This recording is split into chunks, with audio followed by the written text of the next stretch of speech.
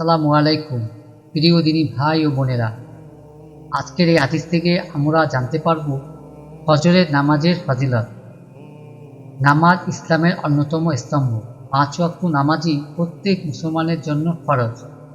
প্রত্যেক ওয়াক্ত নামাজেরই আল্লাহ তাআলা বিশেষ কিছু ফজিলত দিয়েছেন। এর মধ্যে অন্যতম ফজরের সালাত।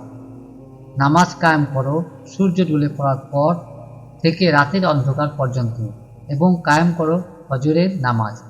নিশ্চয়ই ফজরের নামাজ উপস্থিতির সময়। সূরা বনী ইসরাইল আয়াত ৭৮। নামাজের মধ্যে যেমন ফজরে রয়েছে বিশেষ গুরুত্ব, তেমনি সময়ের মধ্যে ফজরের সময় রয়েছে বিশেষ গুরুত্ব। পবিত্র কোরআনে ফজর নামে একটি সূরাও রয়েছে। ওই সূরার শুরুতে মহান আল্লাহ ইরশাদ করেছেন, শপথ ফজরে। সূরা ফজর আয়াত ১। হাদিসে ফজরের নামাজের বিশেষ তাগিদ রয়েছে। জুন্নুদ ইবনে আবদুল্লাহ রহমতুল্লাহ আলাইহি থেকে বর্ণিত, মহানবী সাল্লাল্লাহু আলাইহি সাল্লাম ইরশাদ করেছেন, যে ব্যক্তি ফজরের নামাজ পড়বে সে আল্লাহর জিম্মায় থাকবে। মুসলিম ৬৫৭ নং হাদিস। অন্য হাদিসে ফজরের নামাজ আদায়কারীকে জান্নাতি মানুষ হিসেবে আখ্যায়িত করা হয়েছে। আবু মুসা আশআরী রাদিয়াল্লাহু আনহু থেকে বর্ণিত, রাসূলুল্লাহ সাল্লাল্লাহু আলাইহি সাল্লাম ইরশাদ করেছেন, যে ব্যক্তি দুটি শীতল সময়ে নামাজ আদায় করবে সে জান্নাতে প্রবেশ করবে। বুখারী ও মুসলিম শরীফ। প্রিয় দিনী ভাই ও বোনেরা, এখন আমরা ফজরের নামাজের আরও 10টি পুরস্কার সম্পর্কে জানতে পারব। ১. ফজরের নামাজে দাঁড়ানো সারা রাত দাঁড়িয়ে নামাজ পড়ার সমান।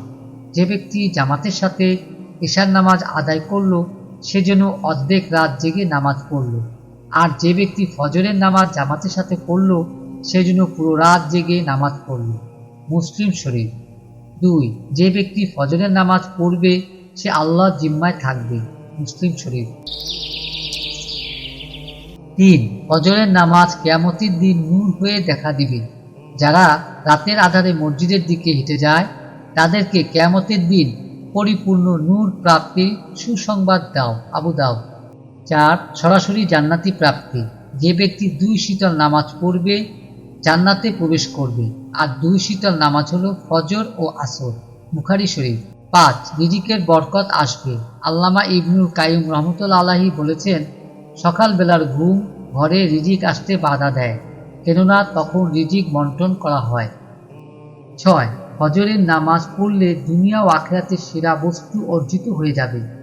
ফজরের 2 রাকাত নামাজ দুনিয়া ও তার মধ্যে যা কিছু আছে সব কিছুর চেয়ে শ্রেষ্ঠ। তিরমিজি। ৭. সরাসরি মহান রব্বুল আলামিন আল্লাহর দরবারে নিজের নাম আলোচিত হবে। তোমাদের কাছে পালাক্রমে দিনে ও রাতে ফেরেশতা আসে, তারা আসর ও ফজরের সময় একত্রিত হয়। যারা রাতের কর্তব্যে ছিল তারা উপরে উঠে যায়। আল্লাহ তো সব জানেন, তবুও ফেরেশতাদেরকে প্রশ্ন করেন, আমার বান্দাদেরকে কেমন রেখে এলে? ফেরেশতারা বলে, আমরা তাদেরকে নামাজরত রেখে এসেছি। যখন গিয়েছিলাম তখন তারা নামাজরত ছিল। বুখারী। ৮. ফজরের নামাজ দিয়ে দিনটা শুরু করলে পুরো দিনের কার্যক্রম একটা বরকতময় সূচনা হবে।